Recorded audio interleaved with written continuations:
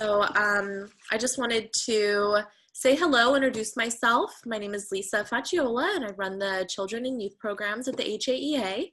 We are delighted to put on these very special Youth Edition webinars that are designed for you, our young patient community. They're really designed to give you an insight into different topics that are relevant to young patients and patients in general. Tonight's webinar will focus on understanding anxiety and HAE. So it's really important to remember that anxiety is very normal when you have an unpredictable health condition. It's really important to know that you're not alone. And it's also important to know strategies to manage your anxiety. So tonight you'll hear from a couple young HAE patients who are going to talk about their experiences in dealing with anxiety and HAE. And then you'll also hear from Catherine Omoifo, who is a licensed associate counselor who has experience working with HAE patients who have dealt with and experienced anxiety. So she's going to present a really wonderful presentation tonight. And I very much encourage everyone to feel free to use that chat button to ask questions and provide feedback throughout the webinar. Remember, this webinar is for you and designed for you to be a resource for you. So questions that you may have will probably be a question that someone else would have. So I definitely encourage you to use that chat icon, share your thoughts, share your feedback, and share your questions so that we can address them during the Q&A at the end. Again, these webinars are designed so that you can also hear from your peers, from people who are young, who have gone through very similar experiences as you. And so we'll get started with our youth presenters here in just a minute. But I really wanted, if I could emphasize anything myself, I really want to emphasize that while anxiety makes you worry about tomorrow, all you can really control is right now. That's something that has really helped me in my life, manage anxiety. And I know it's something that, this power of living in the now and knowing that you can only control what's going on in the moment. So that's my tip for today before we go any further. And we can move on to our guest speakers. All right, wonderful. So our first guest speaker today is Hannah. Hannah is a college student and an HAEA college scholarship recipient. She's going to talk to you all a little bit about her experiences dealing with anxiety. So we will go ahead and spotlight her video here in just a moment. All right. Hi, guys. My name is Hannah, and I am a junior at Penn State University Park. And of course, as soon as I got to college, my anxiety and my stress, that extremely got worse. Going through high school, I was able to manage my attacks and really able to, manage my stress and my anxiety. But as soon as I got to college, everything was just a complete 180. And, that's when I really noticed my anxiety and my even attacks increasing. So knowing what your triggers are for both anxiety and HAE is very important. I always have the anxiety that there's this looming threat of an attack, hanging over me. When am I going to get them? Mine aren't as, in a set, path. I don't really know when I'm going to get it. I don't know when my triggers are. It could be once a week, or it could be, once every couple months. So really knowing what your triggers are is going to help you greatly, especially if you have anxiety about that. So really any major event for me, I don't know if it's the same for you guys, but really any major event gives me some form of anxiety and stress, which will ultimately lead to having an attack for me. So whether it's something as simple as a school project or an exam that will, cause me to stress a little bit and have a little bit of anxiety about that. And something as big as traveling even gives me a really, really bad anxiety. So it's always about what am I going to do? You know, it's making sure that I'm planning ahead. And, you know, if I have an exam one day, you know, I'm preparing, making sure I'm doing my meds on time. I'll even do, instead of spacing out medications, maybe once every 2 to 3 days, I'll do it once every other day to help me prevent that feeling of having an attack, or even just preventing the attack itself. But even traveling is a big one. I don't know if anyone else gets, you know, anxious about traveling, but I always travel with my medications. I keep it in a little lunch box. I always have, you know, the meds, the supplies, the Band-Aids, the alcohol pads. I have everything with me so I don't forget anything. And, you know, it makes me anxious because even going through security, I've been stopped and asked, you know, what's in here? Or are we allowed to check it? So just even now going and traveling, I get anxious about being stopped about that. So to reduce that, you know, just mentally preparing yourself, you know, I might get stopped while I'm traveling. I might have to explain what the medication is. I might have to explain what I have and why I have this medication. So, you know, just preparing yourself mentally and also physically by doing your medications maybe more frequently helps me reduce my stress, which ultimately, you know, reduces anxiety and ultimate attacks in the future.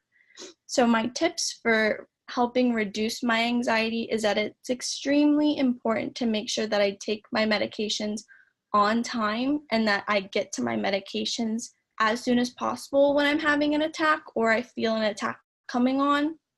And even just being prepared with every situation. So having my meds on me always. If I'm at class, I'll always make sure I'll keep the little lunchbox of medications in my car.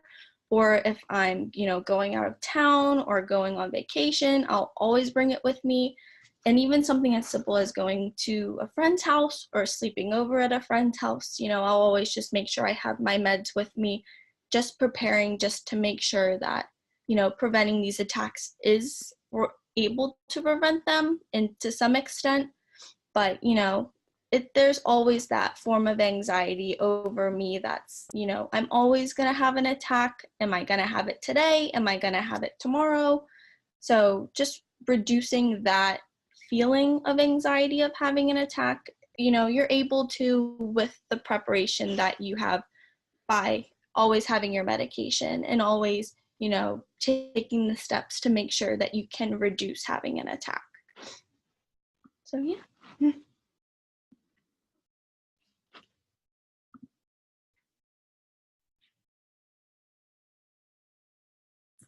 All right, wonderful. Thank you, Hannah. That was really, really great. Thanks for your insight. I do want to note that if anyone considers taking their medications as it's not prescribed or more frequently, always just consult with your doctor as well before you do that, because it is really important to keep your doctor informed of everything that you're doing.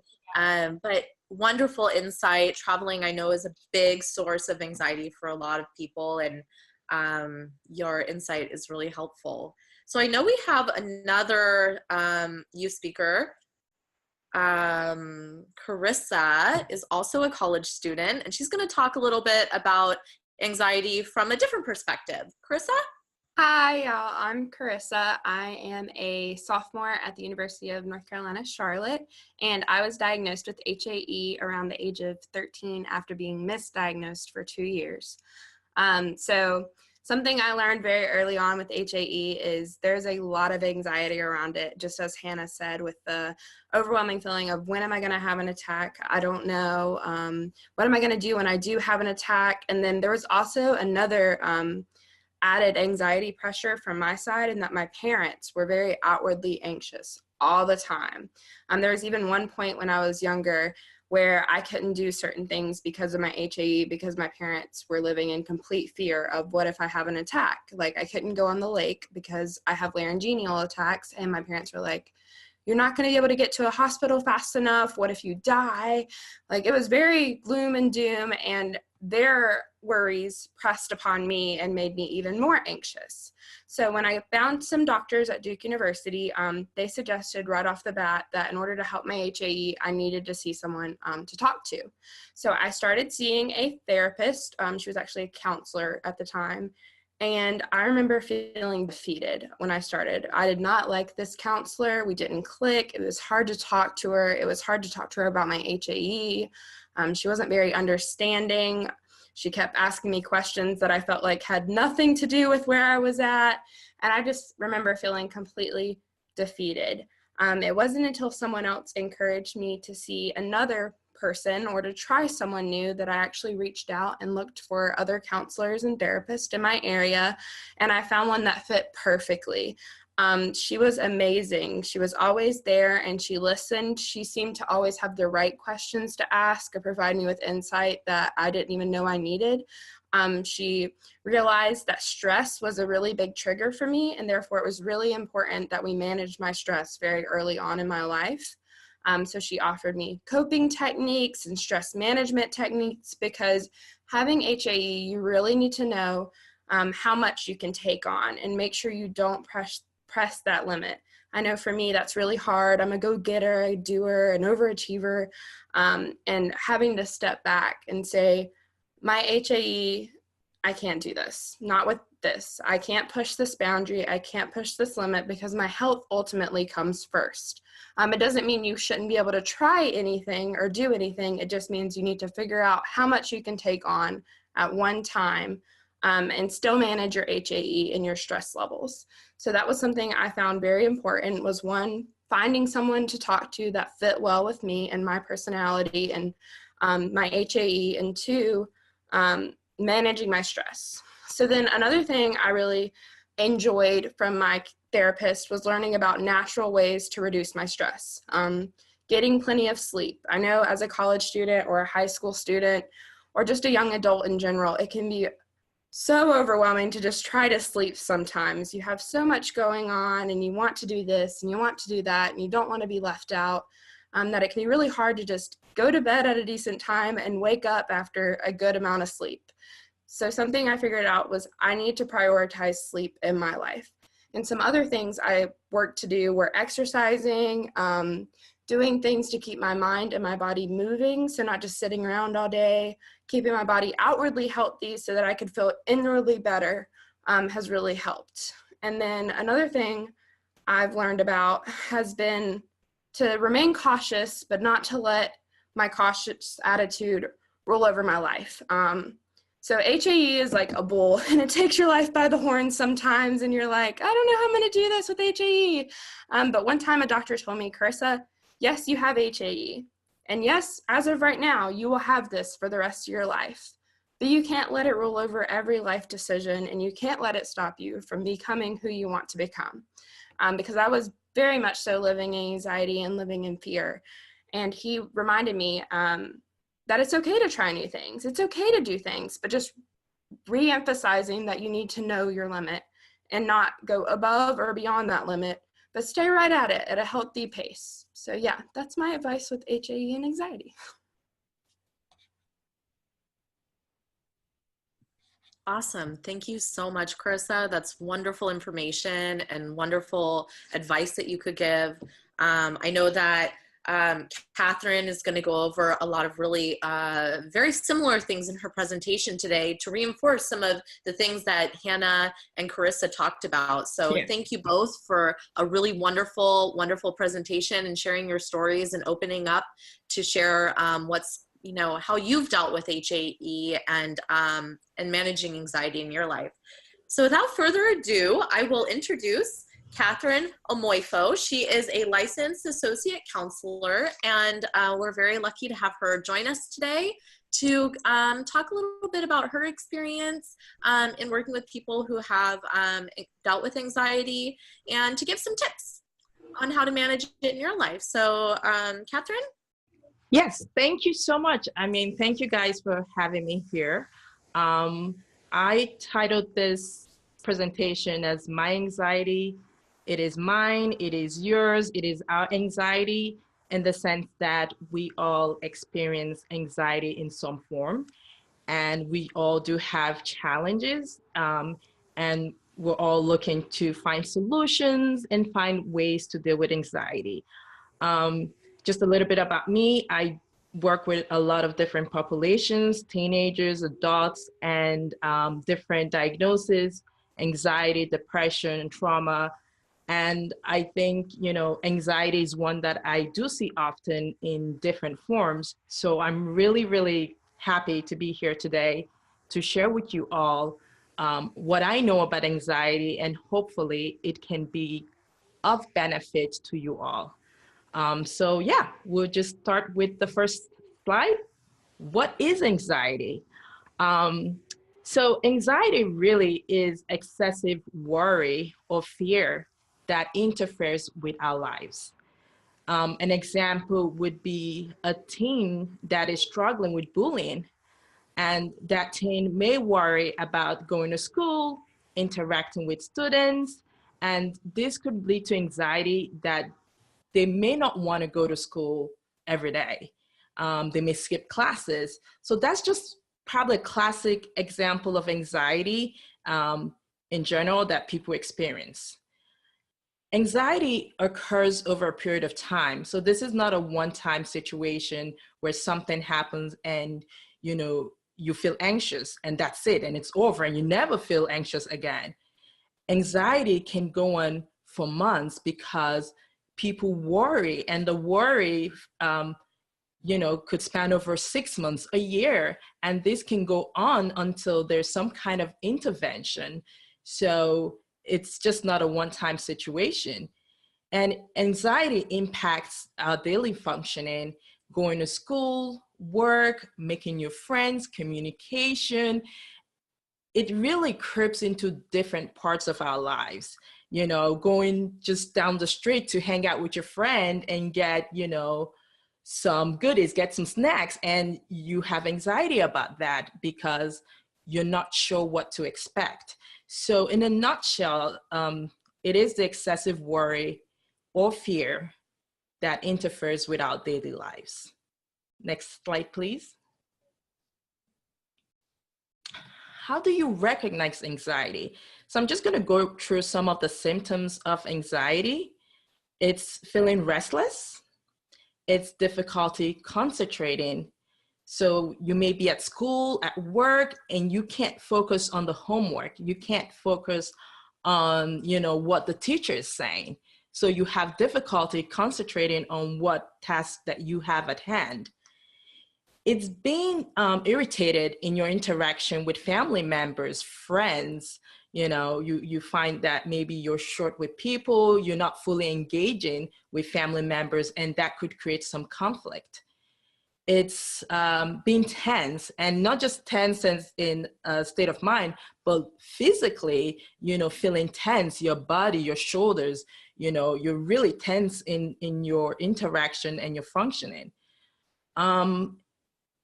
Anxiety causes sleep disturbance, difficulty falling asleep or staying asleep. This is actually very common, and most people don't realize. They're like, you know, I can't go to bed. It probably has something to do with anxiety because your mind's worrying and thinking about all the different things that can happen and thinking about how your diagnosis or HAE is going to affect you. So that's one key point that I like to make. Also, anxiety causes shortness of breath, increased heart rate, dizziness, and nausea. It's, you know, waking up in the morning and not wanting to go to class because, you know, you're feeling like throwing up and you really feel having that tension in your body. I would definitely recommend that if you're experiencing any of the above, to please speak to a professional so that someone can really go through the symptoms with you and identify what it is and help work with you to cope and deal with the anxiety. Next slide, please. What is HAE? Now, you guys are the expert on this because you are living with HAE, And for those who may be watching or not familiar, it is hereditary angioedema. It is a rare and potentially life-threatening genetic condition. Symptoms include swelling in various parts of the body, such as the face, throat, and hands. It can cause abdominal pain and nausea due to swelling. And it can also be very life-threatening because if it's an attack that occurs in the throat, it can be a traumatic life experience for that person. So like I said, you guys have the experience with this and you know what it is. And right now, what we really want to do today is look at how anxiety and HAE intertwines and how HAE could cause anxiety and how anxiety could impact HAE. Next slide, please.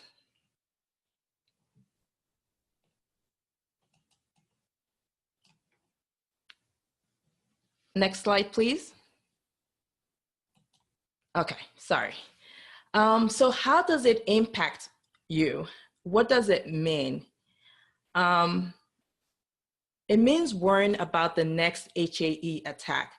I believe the prior two speakers really said it all. They really expressed how it affects them.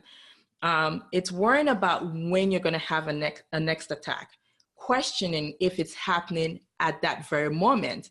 It's saying to yourself, I don't feel good, but I'm not sure if it's an HAE attack or if it's something else. It's questioning your safety.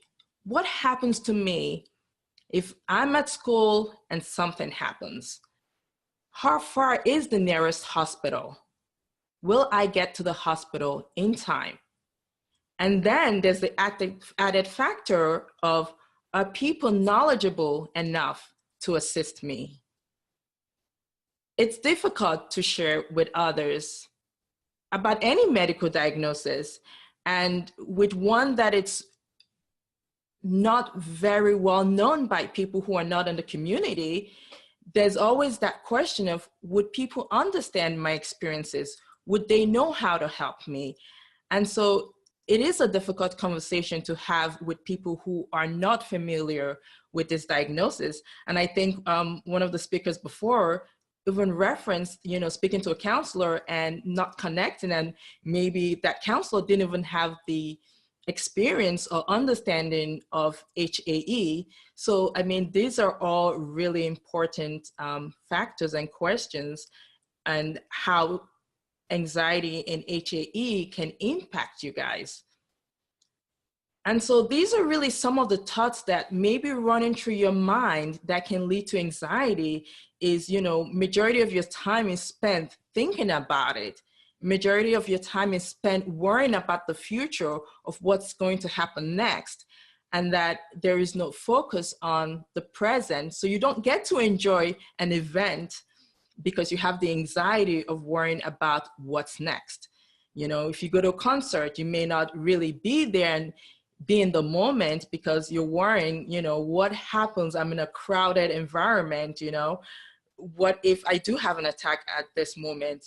How quickly can I get out of here, and who's able to assist me? So these are things that I think play in the mind of, individuals who have this diagnosis and are experiencing anxiety. Next slide, please. Triggers. Okay. So what are the triggers of anxiety? Stress, being overwhelmed with having just too many tasks, activities, and expectations. Stress, it's its own challenge by itself, and stress can cause people to feel ill. Feeling exhausted or ill can trigger a feeling that you're about to have an attack. So stress is a big, big trigger, not just for HAE, but for most other, issues. Stress is just one of the big triggers out there that causes a lot of problem. Another trigger is the unknown, not being familiar with where you are. So for example, it's going to a new place, meeting new people, and you've never met them before. You're going to a new school and you've never been to that school before. You've never really interacted with the teachers, the principal. So you're not sure, you know, of the environment. You don't feel comfortable and you don't feel safe. You're not sure what to expect. You're unfamiliar. And this increases our level of anxiousness and worry.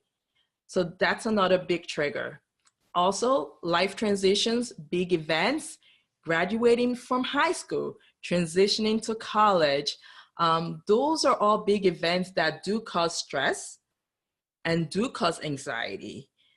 Studying for the SATs, you know, the college application process. Again, another stress invoking situation that definitely raises our anxiousness. So I would like all of you to really take a moment to reflect on your own life experiences. Does this sound familiar to you all? I bet it does, because I heard two people speak earlier and they mentioned some of these triggers and they talked about, you know, some of the, how anxiety and HAE impacts them. So I'm pretty sure that most people who are watching right now are saying, yeah, this is familiar. This is something that I can identify with, and this is something that I'm experiencing. So yeah, just take a moment and think about that.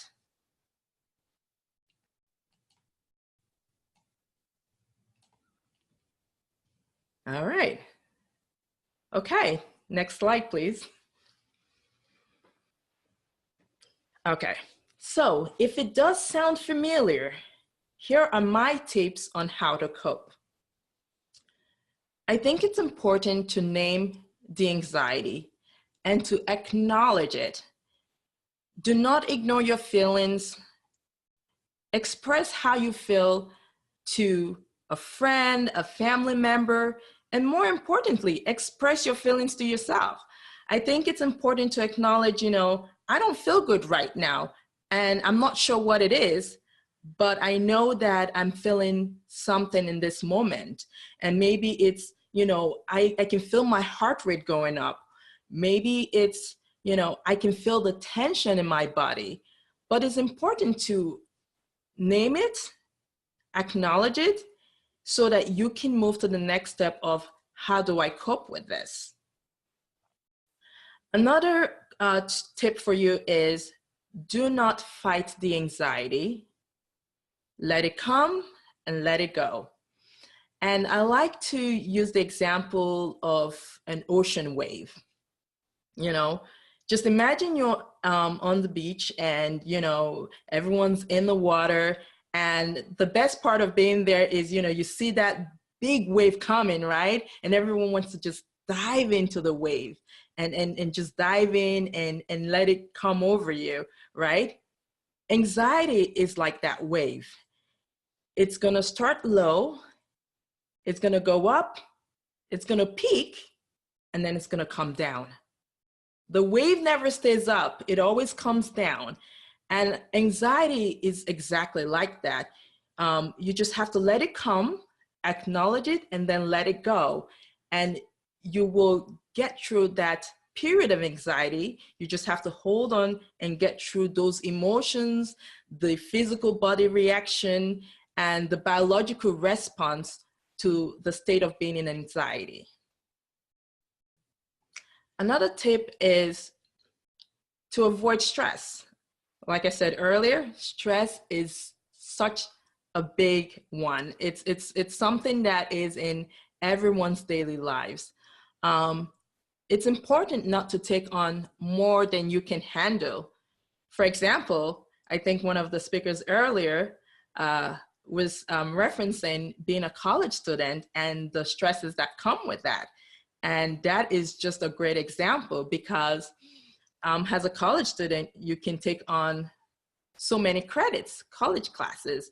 And, you know, someone could have 18, 21 credits, be a part of different organizations and social activities. And all of that could really take its toll on the individual. So it's very important to know your limit. It's also important to take a break when you need to. Have a little bit of self-care, you know. I always tell people, you know, get a mani-pedi, watch a comedy show, just find something to help relieve that stress. And when you need it, take a break. It's okay to take a break. It's okay to say, you know what? I don't need to be engaged in 3 different activities. I'm gonna focus on one. It's okay to say, I'm just gonna take 5 classes versus taking 6 or 7 classes. So definitely avoid stress whenever you can.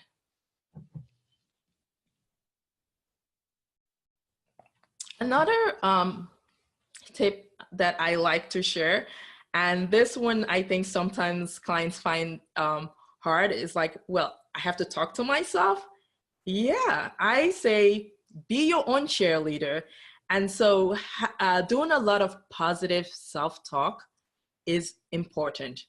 Remember to focus on the positive and not the negative. For example, during an anxiety attack, during an HAE attack, but more importantly, during an anxiety attack, it's always important to remind yourself when you're experiencing anxiety, because you're not sure if it's an actual attack or not. But if it's just a general anxiety and worry, it is important to remind yourself that at that moment while you're experiencing anxiety, that you are safe. Use it as a mantra. Remind yourself, I am okay. I have survived other challenges and will do so now. It's really important to focus on the positive and to remember that you are doing everything right in order to be okay. I know you're taking your medications, you know, you're trying to manage your stress, you're trying to, you know, deal with your anxiety. So it's good to remind yourself that you're okay, you're safe, and you'll be okay. So that's important. Another tool that I love to use, I use this myself. It's important to take deep breaths, really important. Why? Because this helps you to calm down. It helps get your heart rate back to normal. So for most people, I would say, you know, when they're experiencing anxiety, the heart rate goes up. So taking deep breaths will help bring your heart rate down. Remember that your brain can take you to a stressful and anxious place, but we can also do the opposite. What do I mean? It means that we have the ability to calm ourselves down.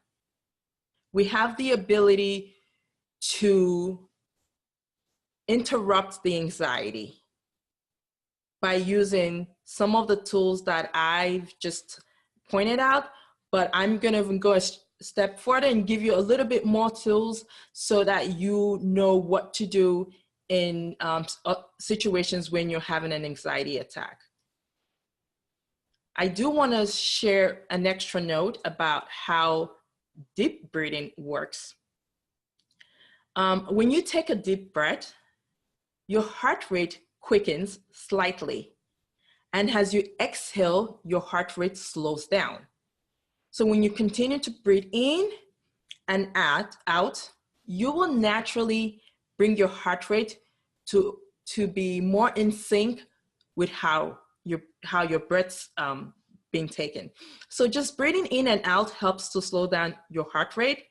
And in turn, your brain releases chemicals that have a natural calming effect. So that's why deep breathing is so important when you're experiencing anxiety. Next slide, please. All right. So here are more tips. I'm going to give you a few examples of some deep breathing exercises that you can certainly try yourself at home. The first one is called square breathing. So imagine drawing the borders of a square each time you breathe in and out. So when you take the first breath in, you draw one border, you exhale, you draw another border, you take another breath in, you draw another border, and then you exhale and you complete the square. You keep doing that until you feel much calmer. But the reason why you do that is because it allows you to take deeper breaths. It's not just a quick, it's like, so it really allows you to really take those deep breaths in and exhale, very slowly. For younger kids, I like to have a bubble solution. And I would ask, I would say, take a deep breath and blow bubbles. And the younger kids really, really love that because it's fun to do, but it also is very relaxing.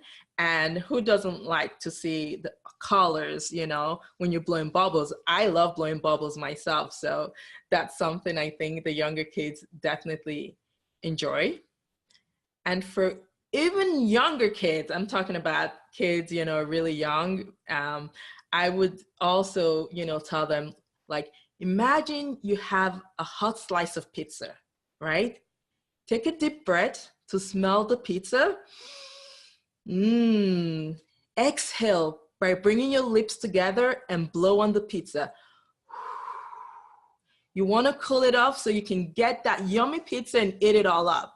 So I have younger kids do this, and just by me saying that, I'm smiling because I think it's such a fun thing to do, but it's actually very positive and younger kids respond to this. So, I mean, you can pick any one of this, but you pick what you feel more comfortable with. And I think this will really help you guys to practice deep breathing exercises. Another tip is to speak to a trusted person or counselor. Do not hold things inside. It's important that you express yourself. You share with your parents if you can, you share with a friend, and you share with a counselor. Let people know what's going on so that people can help you as needed. And last, trust that your medication is working. I know that, you take your medications as prescribed. And so it's important to trust that it's working and that you're going to be okay. And if you do have an attack, you have the tools, you have the medication, and you have support that will help you get through that experience. Next is going to be a video. I think this will be helpful to some of the parents that are in the house and watching this presentation, and for anyone else who's interested.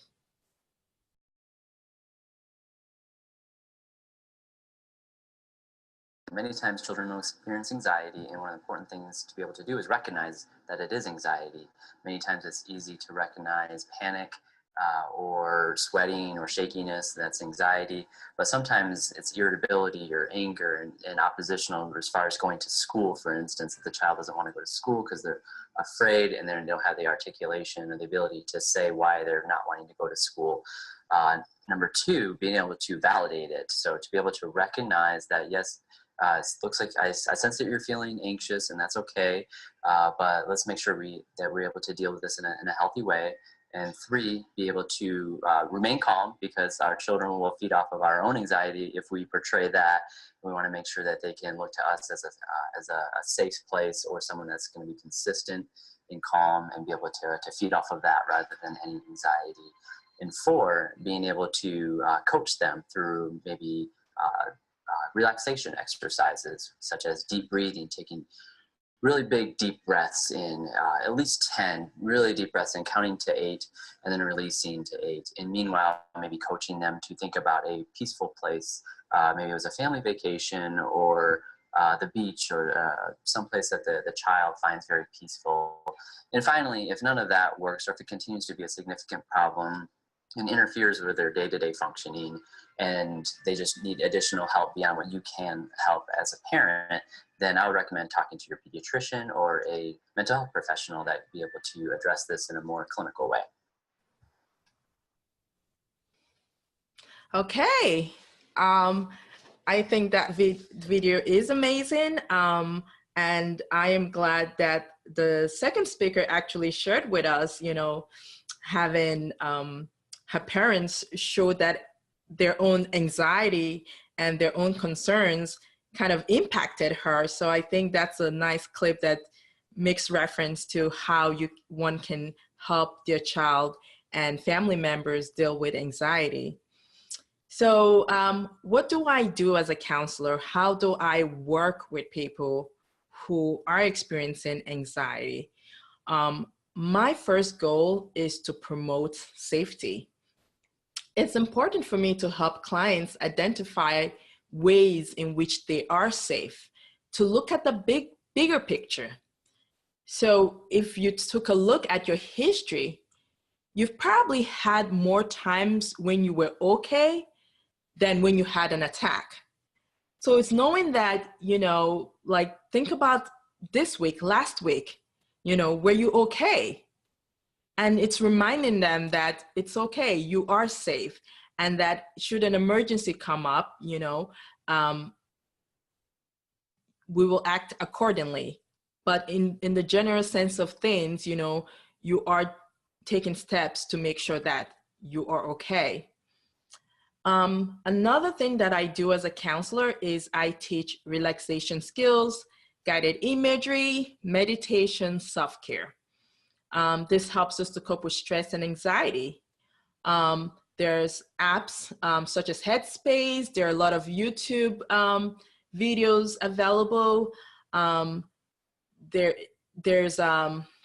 It's really important to take a break when needed.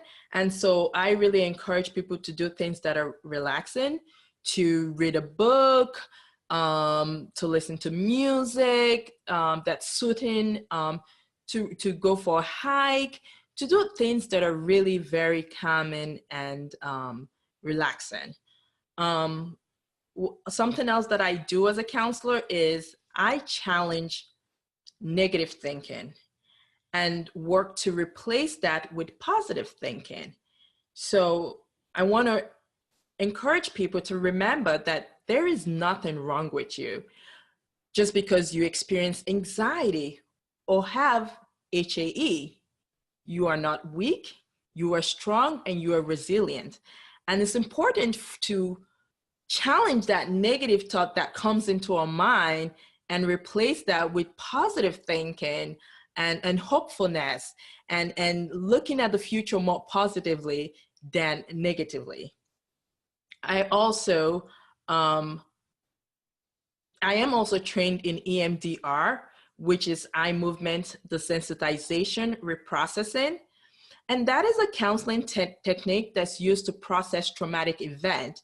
So a life-threatening event, such as having an attack that involves the throat and there is risk of losing your life, that is something that is very traumatic, and that is something that can be processed using EMDR to target that specific event and process it. So that's something that I use depending on the client to work with that person. Counselors, we offer individual counseling, group counseling, family counseling. It's really important, you know, for people to know what's available out there. And it's important for counselors to be educated to work with this specific population. So I just really want to thank you all, because being here and learning from the two speakers that came before me allows me as a counselor to grow and to be able to help you guys to deal with anxiety as it relates to HAE. Next slide. All right, and that will be the end of my presentation. Wonderful. Thank you so much, Catherine. That was a wonderful presentation. I hope that everyone was able to pull something from that. Personally, I don't think I'm going to forget the pizza breathing technique. I think that's just a fabulous technique, especially for people who have very young children, or even not, because who doesn't love pizza? And when you're stressing or having anxiety, thinking about that as a technique might be something that's easy to come to your mind. If there's anything I want to remind you all, is that when things are hard, inhale courage and exhale fear. And I think that our guest speakers today and Catherine really talked about the importance of breathing and being strong, and really trying to push through the anxiety that you experience while accepting it and learning to work through it. And number two, it's something that people say a lot, but this saying has really impacted me in my life. And just remembering that this too shall pass. Like Catherine said, nothing lasts forever, and your anxiety is like that ocean wave. And that ocean wave will come and go. And you have to have faith that the anxiety and that what you're dealing with in that moment will pass. I'd really like everyone to consider using that chat feature to ask questions or provide feedback. We did have a really wonderful question that came in that I think we'll pass along to you, Catherine. And Okay. She was asking, what is the difference between stress and anxiety? Okay. Stress has to do with a particular situation. So stress, we feel overwhelmed, and it's a response to maybe taking on too much to do at that moment. Anxiety is really excessive. It's not just I'm worrying, it's I'm really worrying. And now this excessive worrying is impacting everything else that I do. It's not just that I'm stressed about this one situation, and once the situation is resolved, I'm normal. I go back to, my life. It's not, stress is specific to a trigger, and it ends once that trigger is removed. Anxiety is over a period of time. It's a year of worry. And even when you remove that trigger, even when things are okay, you're still worried. You may not be stressed, but you still have the anxiety, because mentally you're still worried about what's to come. You're worried about the future. You're worried about what's going to happen tomorrow, a week from now. So anxiety is more prolonged and is excessive, and most people can control stress in the sense that, hey, I'm stressed because I have a paper to write, and once they're done with the paper, stress goes away. But with anxiety, it's not going away because you just completed the paper. You're not worried about something else, and you're not going to school because you're worried about the different things that are happening to you and how that's going to impact you. Awesome. I think that's a great answer. Does anyone else have any questions? I hope that was a really clear answer to the difference between stress and anxiety. I think it made a lot of sense. Okay. Someone, I guess, are there any other tips aside from the tips that you've provided that you want to stress to our patient community? I think you brought up some really wonderful, wonderful tips, but is there anything else? I think that it's very important to be mindful and to practice mindfulness, and being in the moment, realizing what you can and cannot control. I like to do an activity with people where I say, look at the palm of your hand, and I have them actually draw that out. And I say, whatever is in the palm of your hand, you have control over. And whatever is in the space around the palm of your hand, you don't have control over. And what that really does is help to put things into perspective. If something is out of your control, it's very frustrating to worry about it. And sometimes we can't help ourselves. But when people acknowledge that something is really out of their control and that nothing they do, including worrying or trying to actively, change it, is going to help, it's easier to accept things. But when something is within their control, it empowers them to say, yeah, I can control this. I can make changes. And so people work on what's within their control and they let go of what's out of their control. And I hope that helps. I hope everyone understands what I'm saying. Yeah, definitely. I think I definitely understand. So if no one has any other questions, and the person who asked that question said thank you, it helped a lot. We got a lot of really wonderful feedback from today's presentation. And again, I just want to thank everyone who logged in to join us. Again, these webinars are designed for you. And if you have any requests or would like to see a future webinar talk about a certain topic or issue, I really encourage you to to email me. I'll go ahead and put my email address here in the bottom in the chat feature, so you can shoot me an email with your suggestions or requests. But thank you so much for joining us, Catherine. It's been a pleasure. Thank you. Thank you. Yeah, it was wonderful. And thank you to Hannah and Carissa for joining us as well. I know it's always really nice for our patient community and for us as patients to hear from other people who are going through very similar things. And it helps us realize that we're not alone, and that, what we're going through is normal.